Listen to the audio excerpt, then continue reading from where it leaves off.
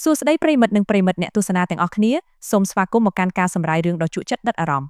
មុននឹងយើងឈានទៅដល់សាច់រឿងដ៏រំភើបញាប់ញ័រជួបនឹងការតស៊ូដ៏ស្វិតស្វាញរបស់តួអង្គសូមកុំភ្លេចចុចប៊ូតុង Subscribe ម្នាក់មួយនិងបើកសញ្ញាកណ្ដឹងដើម្បីទទួលបានវីដេអូសម្រាយរឿងថ្មីៗជក់ចិត្តមុនគេពី Channel របស់យើងខ្ញុំការចុច Subscribe របស់បងប្អូនគឺជាកម្លាំងចិត្តដ៏ធំធេងសម្រាប់រូបខ្ញុំក្នុងការស្វែងរកនិងសម្រាយរឿងល្អៗជូនទស្សនាបន្តទៀតតោះកុំឲ្យខាតពេលយូរយើងទៅតាមដានសាច់រឿងនេះទាំងអស់គ្នាតួស្រីរបស់យើងគឺជាស្ត្រីម្នាក់ដែលមានស្មារតីរឹងមាំនិងជាបុគ្គលិកបច្ចេកទេសម្នាក់នៅលើកប៉ាល់នេះនាងមានសក់ខ្លីស្លៀកឈុតឯកសណ្ឋានការងារពណ៌ប្រផេះក្រមៅឈុតពណ៌ខៀវកម្មករដែលមានផ្លាកសញ្ញា GTC នៅលើដើមទ្រូងគ្រានោះផ្ទៃមុខរបស់នាងពោពេញទៅដោយញើសហូរស្រក់ស្រោចជោគពេញថ្ពាល់និងសក់កែវភ្នែកទាំងគូរបស់នាងបើកធំៗបង្ហាញពីការភ័យខ្លាចជាខ្លាំងរហូតដល់ថ្នាក់ដកដង្ហើមស្ទើរតែមិនដល់គ្នានាងបានយកខ្នងទៅផ្អែកទប់យ៉ាងណែនទៅនឹងជញ្ជាំងដែកនៃតុបញ្ជាបច្ចេកទេសដ៏ធំមួយដើម្បីលាក់ខ្លួនពីអ្វីមួយនៅលើតុបញ្ជាមាននាឡិកាវ៉ាស់សម្ពាធនិងប៊ូតុងភ្លើងសញ្ញាអាសន្នពណ៌លឿងពណ៌ក្រហមកំពុងភ្លឹបភ្លែតភ្លែតបង្ហាញថាប្រព័ន្ធគ្រប់គ្រងនៅក្នុងតំបន់នេះកំពុងតែមានបញ្ហាឬត្រូវបានកាត់ផ្តាច់តួស្រីរបស់យើងមិនហ៊ានសូម្បីតែដកដង្ហើមខ្លាំងៗនាងបានសម្លឹងមើលទៅលើតុបញ្ជារួចដកដង្ហើមធំទាំងអារម្មណ៍តានតឹងនាងដឹងច្បាស់ថាបើសិនជានាងគ្រាន់តែធ្វើចលនាខុសបន្តិចឬបង្កជាសម្លេងសូម្បីតែបន្តិចនោះជីវិតរបស់នាងនឹងត្រូវបញ្ចប់ភ្លាមៗរំពេចនោះនាងបានសម្រេចចិត្តលូកដៃដែលពោពេញទៅដោយញើសដ៏ថើរទៅចុចប៊ូតុងបញ្ជានៅលើតុដើម្បីព្យាយាមធ្វើឲ្យប្រព័ន្ធដំណើរការឡើងវិញឬក៏បើកទ្វារសម្ងាត់ណាមួយដើម្បីរត់គេចដៃរបស់នាងបានស្ទាបទៅលើផ្ទៃដែករុញប៊ូតុងមួយយ៉ាងប្រុងប្រយ័ត្ននៅពេលដែលប្រព័ន្ធត្រូវបានចុចដំណើរការឬទ្វារដែកដ៏ធំដែលមានលេខសម្គាល់ PH5B ចាប់ផ្ដើមរំកិលបិទចុះមកក្រោមស្រាប់តែមានរឿងដ៏រន្ធត់មួយបានកើតឡើងសំឡេងទ្វារដែកទាញបិទបានបង្កជាការចាប់អារម្មណ៍ដល់វានោះគឺសត្វចម្លែកដ៏គួរឲ្យខ្ពើមរអើមនិងគួរឲ្យខ្លាចបំផុតរូបរាងរបស់វាដូចជាដុំសាច់រលួយដ៏ធំពោពេញទៅដោយទឹករំអិលនិងឈាមពណ៌ក្រហមក្រមៅស្រោចពេញខ្លួនដងខ្លួនរបស់វាមានសរសៃពួរនិងបន្លាដែកឬឆ្អឹងលេចចេញមកក្រៅហាក់ដូចជាវាបានកើតចេញពីការផ្លាស់ប្ដូរហ្សែនឬការពិសោធន៍ដ៏បរាជ័យមួយក្បាលរបស់វាមានមាត់ដ៏ធំធេងដែលពោពេញទៅដោយធ្មេញស្រួចញែកចេញពីគ្នាគួរឲ្យរំភើបញាប់ញ័រសត្វចម្លែកនេះបានលោតកាត់មុខកាមេរ៉ានិងទម្លុះចូលមកក្នុងតំបន់បញ្ជាយ៉ាងលឿន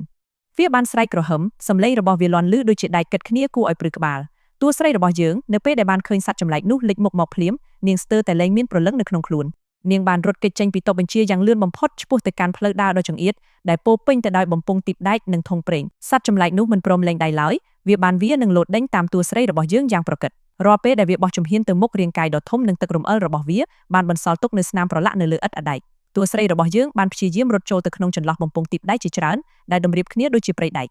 នាងបានងាកមកមើលក្រោយទាំងអារម្មណ៍តក់ស្លុតឃើញសត្វចម្លែកនោះកំពុងតែលូនចូលមកតាមចន្លោះបំពង់ទីបដែកទាំងនោះដែរនៅក្នុងស្ថានភាពដ៏អស់សង្ឃឹមនេះតួស្រីរបស់យើងមិនបានលះបង់ការតស៊ូនោះឡើយនាងបានដួលទៅលើឥដ្ឋសម្លៀកបំពង់ដៃខ្លះបានធ្លាក់មកលើនាងប៉ុន្តែនាងបានប្រឹងងើបឈរឡើងវិញទាំងផ្ទៃមុខមានស្នាមប្រឡាក់ឈាមនិងធូលីដីនៅចំពោះមុខសត្វចម្លែកដែលកំពុងតែហក់ចូលមកវាយប្រហារនាងបានក្រឡេកឃើញបំពង់ដែកវែងមួយក្បែរនោះនាងបានចាប់យកបំពង់ដែកនោះយ៉ាងណែនដោយដៃទាំងពីររួចប្រើកម្លាំងទាំងអស់ដែលនាងមានវាយបកទៅលើសត្វចម្លែកនោះវិញយ៉ាងខ្លាំងការវាយប្រយុទ្ធនាងបានទម្លាក់បំពង់ដែកចំក្បាលសត្វចម្លែកនោះបង្កជាសំឡេងដាំងទោះបីជាការវាយនោះមិនអាចសម្លាប់វាបានប៉ុន្តែវាបានធ្វើឲ្យសត្វចម្លែកនោះខឹងសម្បាកាន់តែខ្លាំង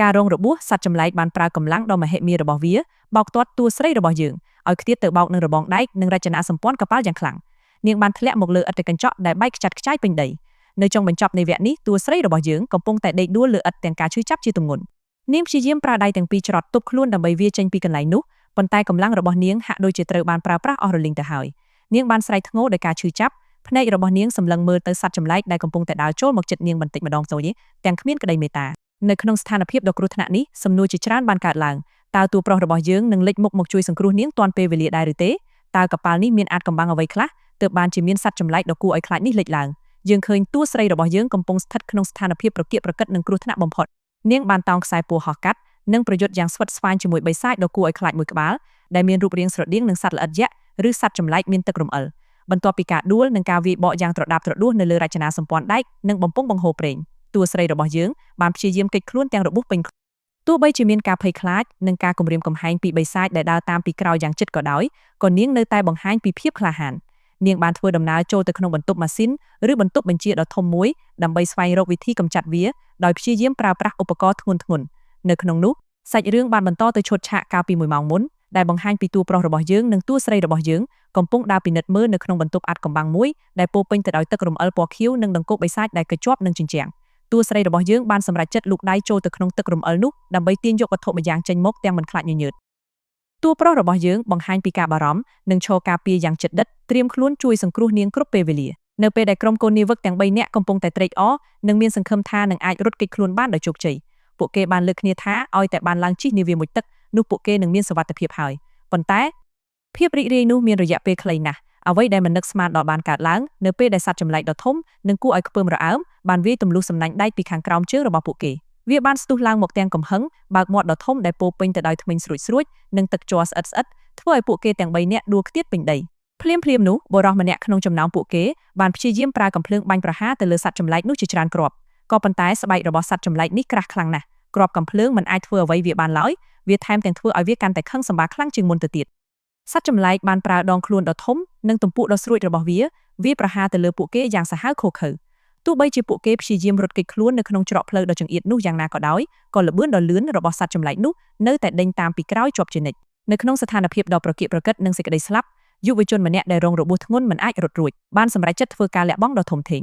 គេបានរុញមិត្តភ័ក្តិរបស់គេឲ្យរត់ទៅមុខហើយសុកចិត្តប្រើប្រាស់ខ្លួនឯងធ្វើជាចំណាប់ខ្មាំងដើម្បីទប់ជើងសត្វចម្លែកនោះទោះបីជាមានការខាត់ខាំងនិងការស្រែកហៅទាំងទឹកភ្នែកយ៉ាងណាក៏ដោយក៏យុវជនចិត្តសឿងរូបនោះបានសម្រេចចិត្តច្បាស់លាស់ក្នុងការលះបង់ជីវិតដើម្បីឲ្យអ្នកដទៃមានឱកាសរស់តួប្រុសរបស់យើងដែលស្ថិតនៅត្រង់ទ្វារដែកសុវត្ថិភាពបានព្យាយាមស្រែកហៅនិងបើកទ្វាររង់ចាំជួយសង្គ្រោះមិត្តភ័ក្តិដែលនៅសេសសល់ឲ្យរត់ចូលមកទីបំផុតពួកគេបានរត់មកដល់ទ្វារសុវត្ថិភាពទាំងអារម្មណ៍តក់ស្លុតនិងសោកស្ដាយជាពន់ពេកចំពោះការបាត់បង់មិត្តរួមក្រុមនៅចំពោះមុខដោយទ្វារដែកដ៏ក្រាស់ត្រូវបានបិទជិតដើម្បីការពារមិនឲ្យសត្វចម្លែកនោះតាមចូលមកបុកបំផ្លាញបានសាច់រឿងកាន់តែជក់ចិត្តនិងជំរុញអារម្មណ៍ឲ្យចង់ដឹងថាតើតួប្រុសរបស់យើងនិងតួស្រីរបស់យើងអាចនឹងរកវិធីកម្ចាត់សត្វចម្លែកដ៏សាហាវនេះបានដោយរបៀបណាសូមរងចាំតាមដានទស្សនាការសម្រាយសាច់រឿងនៅវគ្គបន្តទៀតកុំភ្លេចជួយចុច like share និង subscribe ដើម្បីជាកម្លាំងចិត្តផង